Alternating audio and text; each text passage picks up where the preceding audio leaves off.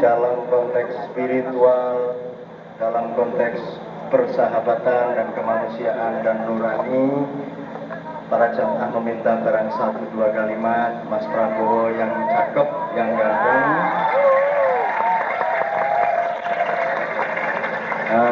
Tapi tidak boleh aneh-aneh karena beliau berada di makom yang berbeda dengan saya, dengan sampean. Ya, jadi maaf. Apa? Kenapa Trisakti? Wis suruh temenan tangga. Ijtanibu katsirun minadh-dhonni inna ba'dadh-dhonni itsmun. Wala tajassasu wala yaghtab ba'dukum ba'dun. Cukup, itu sudah sangat cukup untuk menjawab segala sesuatunya. Aku sing tanggung jawab dengan segala resikonya. Ojo ngomong sing kon gak ngerti ilingo omongan Gus Ali mang sing jenenge muslim yaiku kurung buka apa manut kurung tutup. Wong sing nyelametno kanca-kancane sesama muslim dengan lisannya, dengan tangannya dan dengan perilakunya. Nek kon gak ro apa-apa, ojo omong, mulane aku mang wis kandha kon kabeh, kita sedang dipecah belah. Barang siapa bersalah di Indonesia, dia akan dihukum, dia akan diproses, apalagi di zaman reformasi. Kalau di zaman reformasi tidak dihukum, berarti dia tidak bersalah. Jelas?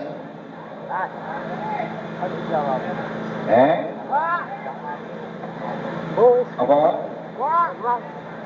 Sing rekayasa sapa? Sapa sing rekayasa? Ayo tak tututi, sing rekayasa sapa? Gak roh, nek gak roh menengo.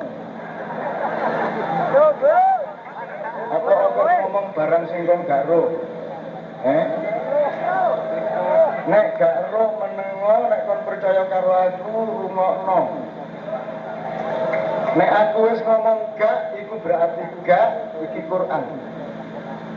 Nek aku ngomong gak berarti gak, nek aku ngomong iya berarti iya.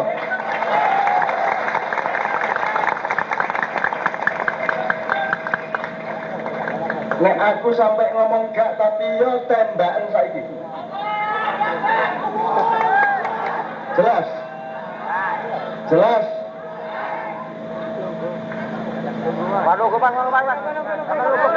Dua kaum, dengarkan.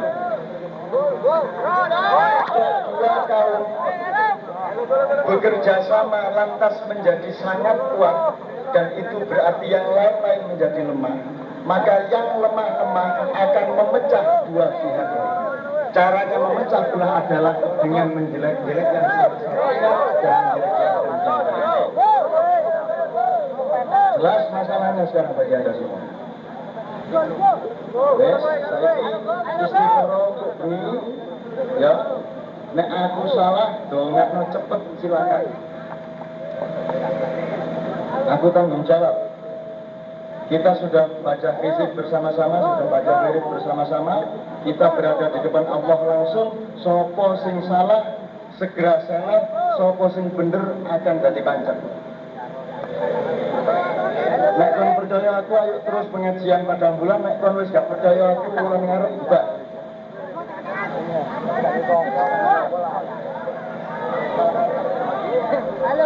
Buka.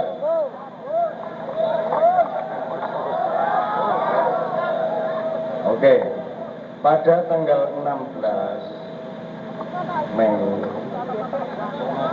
Cak Nur, saya, Gus Dur, Pak Malik Fajar, dan beberapa teman yang lain mengadakan pertemuan untuk mendiskusikan bagaimana cara yang terbaik kalau Pak Harto turun. Soalnya nek mudun ngono tok, empuk didadekno royokan negara iki. Kita boten didadekno royokan awalane nek Pak Harto mudhun kudu diatur ya apa carane cek gak didadekno royokan, sebab nek royokan kubu-kubuan paten-patenan sing dadi korban orang Islam. Maka kita pikirkan 4 cara ABCD. Tanggal 16, tanggal 17 kita ngomong di depan wartawan mengumumkan bahwa Pak Harto itu mundur, sebaiknya melalui cara A atau B atau C atau D, silakan pilih. Kemudian diumumkan di koran, kemudian dibaca oleh Menteri Sekretaris Negara Saadillah Mursyid, dan Pak Saadillah Mursyid nelpon Gus Dur, nelpon Cak Nur, nelpon saya untuk meminta doa, mohon Allah memberi kekuatan agar beliau sanggup hatinya untuk menyampaikan konsep bagaimana cara mundurnya Pak Harto yang menyelamatkan rakyat itu disampaikan kepada, karena selama 30 tahun tidak ada orang bawahan-bawahannya Pak Harto yang berani menyampaikan kebenaran kepada beliau, sehingga beliau banyak terdustai, banyak mendapatkan informasi yang tidak benar. Apa? Loh, aku gak ngarani Pak Harto gak salah, Pak Harto salah dan kesalahannya harus dihukum jelas. Gak ono wong salah sing oleh gak dihukum. Gak Soeharto, gak Nabi Muhammad, gak Nabi Musa, sing salah kudu dihukum. Jelas. Jadi ojo emosional, ojo berjalan kebencian, nek limo, nek temu, nek setengah, ojo digedekno, ojo dicilino, betulan ada bulan. Ya. Maka Pak Saadillah Mursyid mencoba menyampaikan, dan ternyata Pak Harto sangat senang menerima penyampaian itu, karena selama ini beliau kalau tanya sama menteri-menterinya selalu ABCS, takon nang Harmoko, kok temen tak rakyat itu jadi senang karo aku, jadi belum aku dari presiden. Harmoko ngomong tasik kok Pak.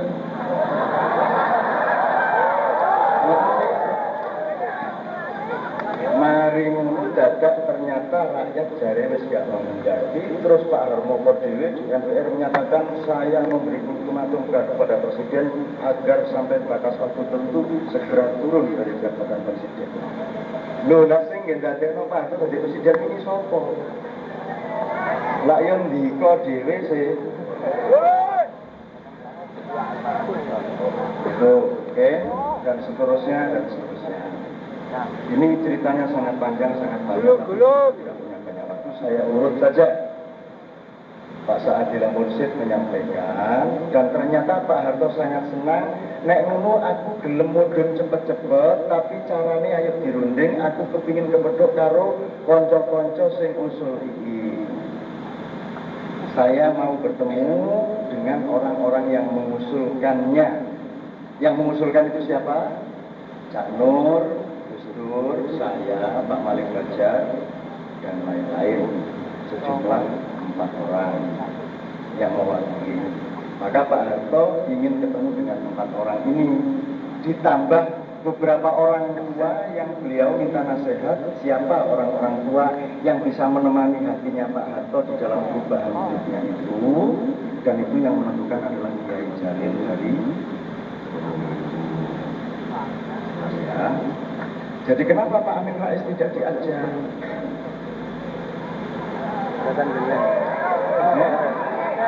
Saya ingin katakan kepada Anda semua beberapa jawaban. Nomor 1, soal Pak Amin Rais gak melok usul. Sing usul kebetulan wong 4. Upama sing usul iku Kartolo karo Kirun karo Bagio, ya sing diceluk ya Kartolo karo Kirun karo Bagio.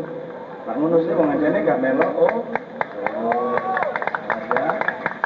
Nomor 2, kok nek situk njaluk diundang tanpa usul, kok liyane lho kok Bang Buyung kok gak diundang.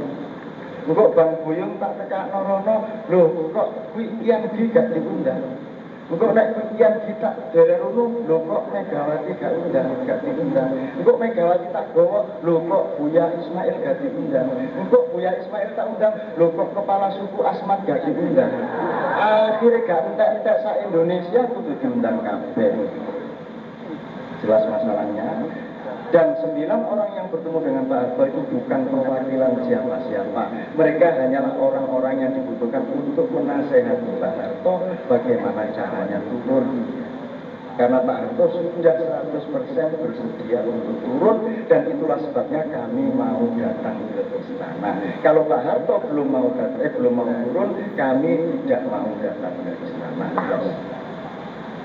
Dan ketika kami bertemu dengan Pak Harto, kami betul-betul tidak ada tawar-menawar, tidak ada gontok-gontokan, tidak ada tuding-tudingan. Kami hanya menentukan, ini loh Pak caranya mudun, ini. Pak Harto manut didikte karo Yusril. Sampai pas moco itu terus gerak-gerak supaya moco apa ini, terus jarane analis kata analis politik. Wah, Pak Harto itu pintar dalam membaca. Di tengah jalan dia pura-pura berhenti untuk trik-trik psikologis politis, padahal gak iso moco tulisane dhewe, dicoret-coret keliru terus numpuk-numpuk hurufe.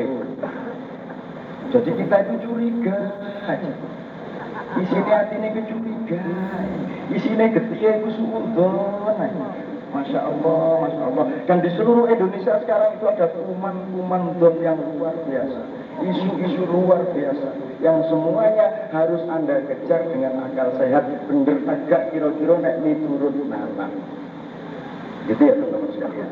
Maka kami datang ke sana. Aku kepeksa nyilih sepatu lewat dari manteko. Lalu kaos kaki ini bareng wis di istana kayak seru, nek ternyata sisian. Kelambine sing bersih, nek kelambi jin, siapa boleh buat? Saya pakai baju jin di sana. Kenapa saya kok minang ini? Mergo aku didudul lempengku karo Pak Malik Lajar. Pas Pak Harto mengatakan ora jadi presiden, ora. Nah, terus Pak Malik Lajar dul bersandung ini hancur sampai ini ya.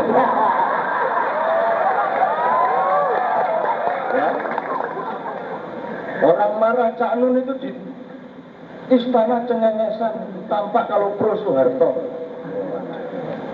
Oh, kalau cengengesan itu pro Soeharto. Jadi yang tertib-tertib itu anti Soeharto. Yang enggak ya pro juga. Loh, lah bedane apa nek sing tertib karo sing cengengesan? Nek padha-padha pro Soeharto kabeh. Mulane nek mikir iku sing bener. Selama Orde Baru terjadi proses pembodohan, betul atau tidak? Mulane goblok. Jelas. Ngaku kecuali jamaah Padang Bulan wis tak raksana atine hanya 0,3% yang atine guru bener.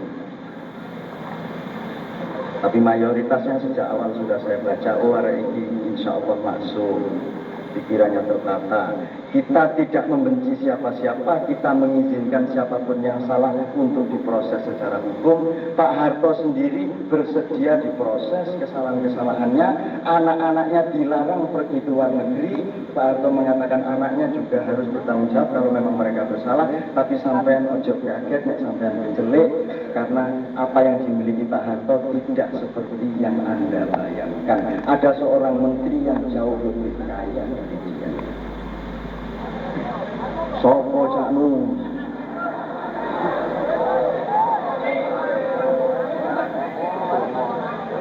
Oke, saya teruskan. Maka kami berdiskusi panjang lebar. Saya sama Cak Nur sama Gus Dur akan walk out.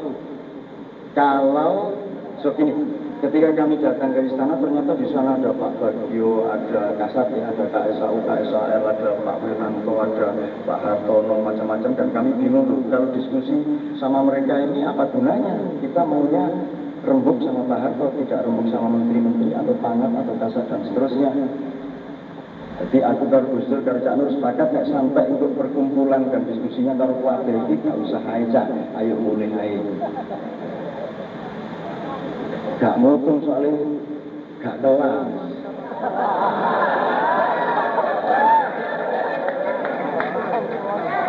Akhirnya ya wis aku guyon Pak Hartono tak sikut Pak Hartono kok tumben sampean.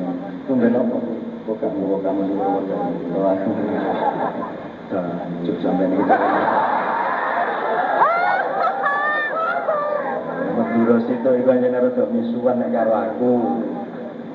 Itu akhirnya ternyata semuanya tidak ikut pertemuan. Yang ikut pertemuan hanyalah kami bersembilan dengan Pak Harto. Sekarang saya sudah menerbitkan buku mengenai itu, semua Anda bisa beli di warung di belakang sana. Ya, saya memberi tabayun tentang semua yang terjadi. Saya tidak bohong satu kata pun, dan saya berani bertanggung jawab pada setiap pernyataan saya di depan Anda, di depan siapapun, dan terutama di depan Allah Subhanahu wa Ta'ala. Ono sing ngarani kok cak nun gelem nang istana sih. Oh biasa ngritik Pak Harto kok gelem kepethuk. Oh nek ngritik iki terus gawe kepethuk. Ngono ta. Nek ngono Nabi Muhammad gak oleh kepethuk Abu Sufyan. Nabi Muhammad gak oleh kepethuk wong kafir-kafir. Lah nek ngono carane berdakwah ya opo nek gak oleh kepethuk. Kepethuk ya kepethuk, tapi lah didelok sik kepethuk iku digawe apa lan ngono sih. Lah nek aku teplek karo Wak Lurah ndek gerdu mosok mesti aku karo Wak Lurah semayan polusi ya. Wong mek teplek kok. Nek aku utuk karo Wak Kami Tua ya mek utuk tok. Didelok sik utuk ta korupsi ta polusi. Nek aja nek utuk tok ya jarno tutuk enae karo utuk itu ndase. Jadi kita tuh jangan puritan, jangan terkejut. Ngelihat orang ke sini curiga begini, ngelihat orang ketemu itu curiga begitu. Wah, mosek lah didelok, didoleki, diinvestigasi. Jadi jangan memubadirkan tenaga kita untuk yang tidak don-don yang membuat dosa. Tuh, kita menempuh semua itu dengan baik-baik. Tapi saya kasih tahu sekarang. Karena yang kita khawatirkan adalah Pak Harto turun hari itu juga. Kalau Pak Harto turun hari itu juga, maka Habibie harus langsung diangkat jadi presiden. Karena di sebuah negara tidak boleh ada satu menit pun vakum kepemimpinan. Sebagaimana ketika John F. Kennedy tertembak di kota Dallas, pada saat itu Wakil Presiden Lyndon B. Johnson sedang berada di atas pesawat, dan pada saat itu juga dia dilantik untuk menjadi Presiden Amerika Serikat yang baru. Jadi kalau Pak Harto turun, langsung Habibie naik. Kalau Pak Habibie naik, akan ada pro kontra yang lama sekali. Pro kontra yang lama sekali, ini demo itu, anti itu, pro. Tiga menteri macam-macam. Akhirnya sampai hari ini belum mendapat legitimasi atau pengukuhan dari luar negeri, sehingga hutang tidak cair-cair sampai hari ini. Maka kita bikin supaya alternatif ini tidak terjadi, kita bikin komite reformasi. Aku takon karo sampeyan saiki, seandainya Pak Harto menyusun komite reformasi itu, siapa yang dipilih? Megawati, Gus Dur. Seandainya Pak Amin Rais, seandainya Pak Harto yang bikin, siapa yang seandainya Pak Harto yang bikin, siapa yang dipilih? Ini sudah tahu, dia sudah tahu. Semua orang di mana-mana saya tanya, seandainya Pak Harto yang bikin komite reformasi, siapa yang dipilih? Wah, selalu Sujartono, Tutut, Harmoko, Sudarmono. Aku kan keliru kabeh. Pak Harto bikin 1 Abdurrahman Wahid dengan tulisan tangannya sendiri, 2 M. Amin Rais, 3 Megawati Soekarno Putri, 4 Y.B. Mangunwijaya, 5 Adnan Buyung Nasution, 6 Kardinal Darmo Yuwono, 7 Wikiangi. Pokoknya kabeh tokoh reformasi mengisi mayoritas dari komite reformasi. Orangnya Pak Harto, yang bisa disebut orangnya Pak Harto hanya 2. 1 Akbar Tanjung, yang nomor 2 Wiranto. Itu pun kalau memang mereka orangnya Pak Harto. Jadi tidak benar bahwa Pak Harto akan memilih orang-orangnya saja. Pak Harto memilih semua yang dianggap orang lain musuh-musuhnya. Dia serahkan kekuasaan itu kepada komite reformasi, dan Pak Harto tinggal sami nama tokonan. Aku wis kapok dadi presiden, wis tuwuk. Diwuruki Cak Nur Pak Harto sampai ngomong wis tuwuk. Lu anjane telat, tapi timbangannya gak diomongi ngono, gak mudun-mudun. Tak omongi ngono iku cek bener-bener mudun, nek gak diomongi ngono gak mudun-mudun. Wong iku gak trimo aneh. Jika usus njaluk lempelo, jika lempelo njaluk. Kok tak empoki apa? Oke ya, ini tabayun dan tidak ada yang jelek, tidak ada yang apa-apa di sini supaya Anda semua tidak terlibat, terjatuh, tercampak di dalam dosa-dosa zon yang tidak. Kedatangan Mas Prabowo di sini tidak ada hubungannya dengan ini semua. Kedatangan Mas Prabowo di sini karena dia adalah sahabat batin saya. Hubungan kami adalah hubungan kemanusiaan. Dia belajar tasawuf, dia orang yang sangat bersyukur, dia tidak ingin macam-macam, dia hanya memikirkan bagaimana supaya umat Islam kompak dan abri-abri yang baik akan membackup orang Islam yang kompak. Itu semua urusan hati nurani, urusan iman, urusan cinta kasih, dan bukan urusan politik. Tapi Bapak Ibu sekalian, sekarang tahap kedua dan terakhir. Kalau ini 45 orang ya, Komite Reformasi ini termasuk 8 rektor dari 8 universitas terkemuka. Jadi kalau 45 orang ini diskusi, pasti semuanya beres. Semua wakil rakyat ada di sini, tokoh-tokoh semua ada di sini. Kalau 45 orang ini jadi diumumkan tanggal 21 dan kemudian bekerja, maka segera semua akan berlangsung secara cepat. Pemerintah Indonesia akan mendapat legitimasi secepatnya dari pemerintah luar negeri dan di dalam, karena tidak ada lagi orang-orang yang menggugat karena semua sudah terwakili oleh 45 orang ini. Maka ekonomi Indonesia akan lebih cepat sembuhnya. Nek saiki iki lak dipilih-pilih karo Amerika cocoknya sapa ya presiden ya. Nek iki tak kayak beras nek buka. Amerika sedang milih-milih sekarang. Dan tidak dicair-cairkan hutangnya dan beras mundak terus kayak gitu. Karena apa yang kita khawatirkan sekarang terjadi. Yang kita khawatirkan adalah kalau langsung Pak Habibie naik. Bukan saya tidak setuju Pak Habibie, tidak. Kita tidak setuju atau tidak setuju kepada seseorang. Kita menghitung keadaan secara keseluruhan. Nah, teman-teman sekalian, faktanya adalah kalau komite ini bekerja secara resmi betul, maka dalam waktu 2 hari seluruh kabinet yang ada waktu itu akan direshuffle dan diganti orang yang sama sekali baru. Orang-orang yang akan kena reshuffle ini daripada dipecat lusa, lebih baik secepatnya mengundurkan diri. Ya, dan sekarang orang-orang yang mengundurkan diri inilah yang menguasai Indonesia. Jadi beliau dijegal dari belakang, Komite Reformasi dijegal dari belakang, semuanya menjadi tidak jadi. Dan sekarang kita menjadi berbele-bele seperti sekarang ini. Bagaimana Pak Emil Salim mari melok Pak Harto 10 tahun enak uripe, saiki ngene anti Soeharto iku ya apa? Pak Ginanjar melok 20 tahun, suwe gak karu-karuan, saiki dadi pahlawan reformasi ku ya apa? Ini bukan kabinet reformasi, ini kabinet transisi. Pak Basuki ngono pisan, Pak Harto wis gak kena disusoni. Sabdanya Pak Harto sudah tidak mandi lagi. Loh, lah sing nyusu ini sapa lah sampean-sampean dhewe. Masa ana wedhus nyusu mbokne bareng mbokne wis gak metu susune terus wedhuse ya apa sih mbok iki wis gak kena disusoni meneh. Lah ya apa sih kok kaya ngono. Nah, teman-teman sekalian, di dalam situasi seperti kemarin itu Anda harus jernih karena di situ banyak kambing-kambing terbang. Ngerti kambing terbang?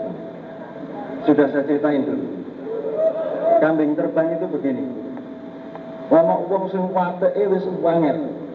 Ada satu titik di sana berwarna hitam, ada 2 orang, aku taruh Gus Ali. Gus Ali, apa itu Gus Ali? Gus Ali jawab, oh burung itu. Aku bilang, oh bukan burung Gus, itu kambing itu. Burung ah, kambing, burung, kambing. Gus Ali bengok sampai kempong.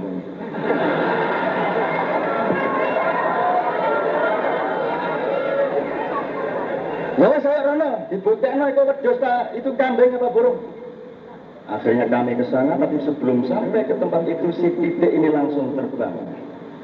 Burung toh dari Gus Ali, kambing, belum bisa terbang, pokoknya kambing meskipun bisa terbang. Loh, banyak sekali orang yang seperti ini di atas sekarang. Meskipun terbang, tetap saja disebut kambing. Tolong ini diterjemahkan sendiri untuk melihat peristiwa-peristiwa di atas.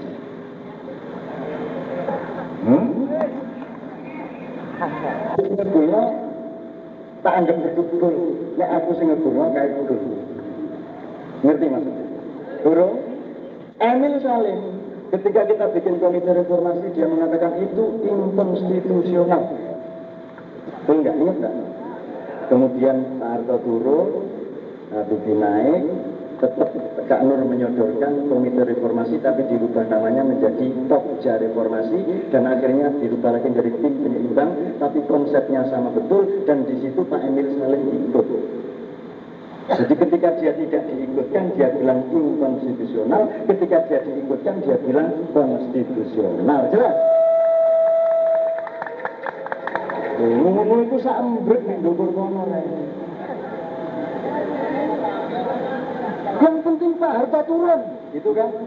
Terus pokoknya boyok apa caranya yang penting Pak Harto turun. Tapi kalau yang bikin Pak Harto turun bukan dia marah sama yang bikin Pak Harto turun. Itu yang namanya pokoknya gol, tapi nek sing ngegolno duduk dhek kok duduk klokoke dhek muring-muring dikacau terus Harto itu. Jadi ini orang royoan gak karu-karuan. Maka pada tanggal 24 aku mudhun meneh tak pikir semar sing tak tutno iki mang nek garo betara-tara. Kalau saya hidupnya di bawah sama sampean ambune kaosku padha penguke karo kaosku. Sering gak sikatan adus yo kadang-kadang. Nek aku ngono uripku padha karo kawan, padha karo Gus Ali.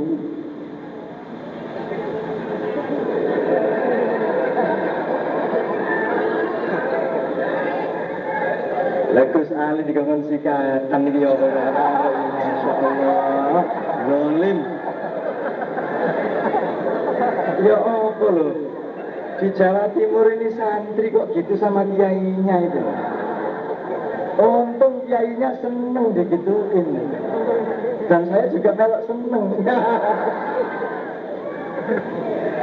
Alah Gus Ali dulurku sing tak.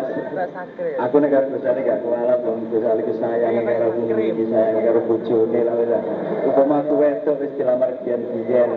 Saking lanang kelotakan wis gak bisa. Oke, saya teruskan. Maka orang-orang yang mengundurkan diri ini karena dia tahu bahwa dia akan kena gusur kalau 45 orang ini bekerja, dia duluan menggagalkan komite reformasi. Ngerti sekarang persoalannya? Itulah yang menyebabkan kita semua sekarang menjadi bertele-tele. Sampai sekarang Amerika masih belum menentukan akan mencairkan atau tidak. Beras sampai masih belum menentu. Sampai berapa bulan lagi kita punya beras atau tidak punya beras.